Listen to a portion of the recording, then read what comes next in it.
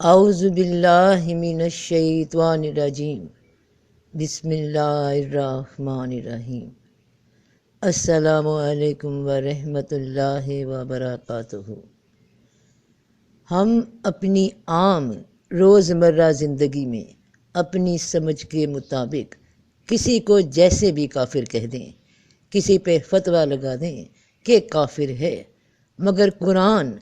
کافر اس کو کہتا ہے جو علم رکھتے ہوئے نافرمانی کرے، جو جانتا ہے کہ وہ جو کام کر رہا ہے وہ اللہ کے قانون سے ہٹ کر ہے، اور اس کو یہ بات کتابوں سے بھی معلوم ہو گئی اور سننے سنانے سے بھی، اور اپنے بڑوں سے بھی، اور اپنے مشاہدے سے بھی، یعنی ہر حجت پوری ہو چکی ہے۔ گناہ کرنے والا جانتا ہے کہ وہ گناہ کر رہا ہے یا غلطی کر رہا ہے، تو ایسے شخص کو کافر کہا جاتا ہے۔ یعنی اللہ نے جو عمل بتایا اس میں خیر تھی، مگر اس خیر کو کافی نہ سمجھتے ہوئے انسان شکر ادا کرنے کی بجائے، اس پہ عمل کرنے کی بجائے اپنی کوئی سکیم لڑائے، یعنی اس کی تسلی نہیں ہوئی کسی نعمت کے ملنے سے، اسے کافی نہیں لگا جس حدود میں اسے استعمال کرنا تھا، کیونکہ قدرت نے اسی حد تک اس شے میں خیر رکھی تھی، مگر انسان نے اس خیر کو قبول کرنے کی جگہ اپنی سوچ اور خواہش کو ترجیح دی، خود کو اس بنانے والے کی حکمت سے بھی بڑا عقل مند سمجھنا شروع کر دیا کہ یہ کیا بات ہوئی، ایسے کب ہوتا ہے، میں ایسے کرتا ہوں تو زیادہ بہتر ہوگا۔ اور ظاہر ہے جب اللہ کے قانون کو کہہ دیا کہ یہ کیا بات ہوئی، تو شکر کی بجائے اعتراض کر دیا اس کے قانون پہ، تو ہو گیا ناشکرا، کافر، کیونکہ اب وہ جانتا ہے کہ جو وہ کر رہا ہے وہ حد سے باہر ہے، مگر ضد ہے کہ کرنا ہے، دنیا بدل کر دکھا دوں گا، تو یہ ہو گیا کافر۔ تو کوئی شک نہیں کہ ہر شے اللہ کے اختیار میں ہے۔ جب انسان کا معاملہ یہ ہو جاتا ہے کہ وہ انسان اپنی عقل پہ غرور کرتا ہے، تو اللہ پاک فرماتے ہیں کہ اور جو اللہ کی یاد سے غافل ہوتا ہے تو ہم اس پر ایک شیطان متعین کرتے ہیں، پھر وہ اس کا ساتھی رہتا ہے۔ تو جو اللہ کی یاد سے غافل ہوا، یعنی اس کی نعمتوں سے، اس کے مقرر کردہ پیمانوں سے انکاری ہوا، ناشکرا ہوا، تو پھر اس کے پیچھے لگا دیا جاتا ہے ایک شیطان، جو اس کا زندگی کا وقت ضائع کرواتا ہے، اسے مزید ایسی خواہشات کے وسوسوں میں اس کی سوچ میں الجھاتا ہے جو بالکل امپریکٹیکل یعنی ناقابل عمل ہوتی ہیں، جن کی کوئی دلیل نہیں، جو انسان کو اس کی اصل سوچ سے ہٹا دے۔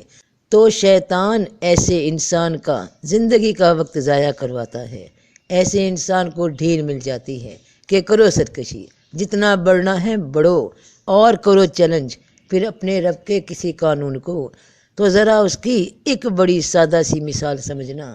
کہ شیطان سبز باغ کیسے دکھاتا ہے۔ کہتے ہیں نا کہ عقل مند کو اشارہ کافی ہے کہ چاول کے ایک دانے سے دیگ کا اندازہ کر لے گا کہ باقی معاملات بھی سبز باغ والوں کے کیسے چل رہے ہیں۔ تو مثال سمجھیے کہ ایک گریسفل انسان، گریسفل مرد یا گریسفل عورت، عام زبان میں ہم گریسفل شخصیت کو کہتے ہیں کہ بڑا ہی گریسفل آدمی ہے، بڑا عظمت والا ہے، بڑی گریسفل عورت ہے، بڑی پرسنالٹی ہے، باروب سمجھدار انسان ہے، بڑی عظمت ہے اس کی۔ تو یہ عظمت کیا ہوئی؟ اس کی عادات، اس کا رہنا سہنا، اس کی گفتگو، اس کی چال ڈھال، اس کا انداز اس کی عمر کے ساتھ میچ کر رہا ہوتا ہے۔ ایک حقیقت پسند انسان اس بات کا اندازہ لگا لے کہ جب اس کی عمر پیری کی طرف بڑھے، یعنی پیری کی عمر حقیقت کی عمر، اس نے زندگی کی 30، 40، 50 بہاریں دیکھ لیں، دنیا کو سمجھ لیا، ہر ذائقہ چکھ لیا، مگر ابھی بھی وہ اپنے شوق میں جوان ہو، دنیا کی رنگینی پسند کرتا ہو، دل میں یہ خواہش پیدا رہی کہ مجھے جوان ہی نظر آنا ہے، بال سفید ہوئے، ارے تو کیا بات ہے، بالوں پہ لگا لو ڈائی، دانت ہل رہے ہیں، ارے کیا ہو گیا، ڈینٹسٹ زندہ باد، بس مجھے سیٹ رہنا ہے کہ میں دنیا میں نمایاں نظر آؤں۔ عمر اندر سے آوازیں دے رہی ہے، حقیقت معلوم ہے کہ عمر بڑھ رہی ہے، اب نوجوانوں کے ساتھ مقابلہ بازی کرنے کا فائدہ نہیں، اب وقت کی ضرورت کے مطابق اپنی فارم کو، اپنی عادت کو بدلیے، کیونکہ ہر عمر کی ایک گریس ہوتی ہے، ایک عظمت ہوتی ہے۔ انسان جب اس عظمت سے آنکھیں چرائے تو پھر اپنی ذات کا مذاق بناتا ہے، تو اس عمر کے مقصد سے ہٹ جاتا ہے، بجائے کہ شکر کرے کہ اللہ نے تو مجھے اتنی زندگی عطا فرمائی، الحمدللہ اب میں عمر کے اس حصے کی جانب بڑھ رہا ہوں جہاں مجھے خود بھی حقیقت میں رہنا چاہیے اور اپنی اولاد کو بھی حقیقت کے بارے میں سمجھانا چاہیے، مگر ہوا کیا کہ طبیعت نے سرکشی پکڑی۔ نو نو نو، میں تو نہیں مانتا، میں نہیں مانتی کہ میں بوڑھا ہو گیا، او نو، عمر، جسامت، طبیعت، صحت یعنی فطرت، جو مرضی بولے میں نہیں قبول کرتا، میں تو جوان بننے کی ہر کوشش کروں گا۔ تو ہٹ گیا اپنی عقل سے، کیونکہ قدرتی تبدیلیاں اسے پسند نہیں آئیں، وہ خواب پسند ہوا، تو اب شیطان نے گویا جلتی پہ پٹرول ڈال دیا کہ موصوف بیٹھے ہیں، وہ جو کبھی صحت بہت جوان تھی، وہ جو نوجوانی کی کبھی عمر تھی، وہ ایک گانا سنا کرتے تھے جوانی کی عمر کا، اس کا سننا شروع کر دیا، اور ان الفاظ میں کیا جادو تھا کہ پہنچ گئے وہیں، اور خیالی طور پہ جسم میں وہی انرجی محسوس ہو رہی ہے۔ میں بتا رہی ہوں، دہرا رہی ہوں کہ خیالی طور پہ جسم میں وہی انرجی، وہی ماحول محسوس ہو رہا ہے۔ یہ جمپ لگایا چھت سے، یہ بھاگے جا رہے ہیں، تو خیال آیا کہ میں تب یہ کام کرتا تھا، یہ ایکسرسائز تھی، یہ روٹین تھی، اب پھر سے میں وہیں سے شروع کروں۔ تو خیالی طور پہ وہی انرجی محسوس ہوئی اور انسان اس کام کے پیچھے لگا، کیونکہ دل ہیپی ہیپی ہے، اس نے یقین دلا دیا کہ ایسا ہی ہو جائے گا۔ اب ہوا کیا کہ اس بے مقصد کام کے پیچھے لگائے رکھا خود کو، اب ظاہر ہے نا کہ وہ حالات، وہ عمر، وہ ماحول، سوائے جذبات کے کہ جذبات وہی ہیں مگر عمر، حالات اور ماحول وہ نہیں، تو یہ جذبات ہی سبز باغ کا سب سے بڑا ہتھیار ہیں۔ سو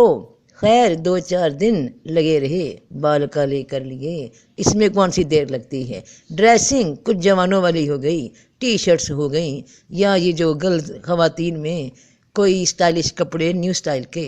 سو سلوا لیے، مگر جسم میں فٹنس کیسے بنے، اس میں تو لگے گا ٹائم۔ تو اپنی ہی طبیعت کے برخلاف کوئی نہ کوئی ٹوٹکا لگائے رکھا، مگر نتیجہ کیا ہوگا کہ کچھ دن بعد یا زیادہ سے زیادہ کچھ ماہ بعد انسان تھک جاتا ہے، ارے جلد میں تو چینج نہیں آ رہا، اب کیا کریں۔ خیر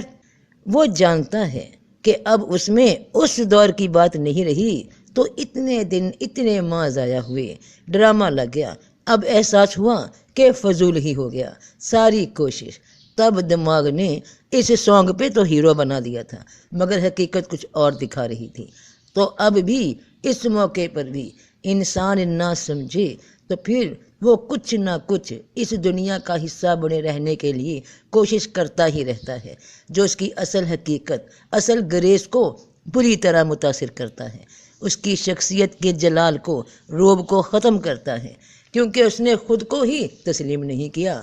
تو قصہ مختصر یہ ہے کہ اس ایک مثال سے سمجھ لینا چاہیے کہ جب بھی حقیقت کے اگینسٹ، اس کے خلاف ہم کوئی پلان بناتے ہیں، تو پھر اس پلان کے بعد کی زندگی کا ایک ایک لمحہ فضول کوشش میں ضائع ہوتا ہے، جس کا کوئی ثمر نہیں۔ تو